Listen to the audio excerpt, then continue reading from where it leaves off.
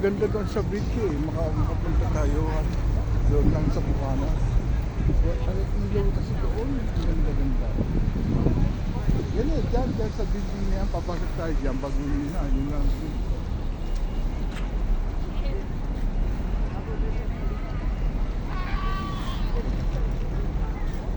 Buga tayo dyan sa garden.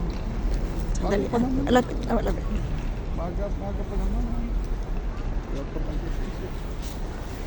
Punta tayo doon sa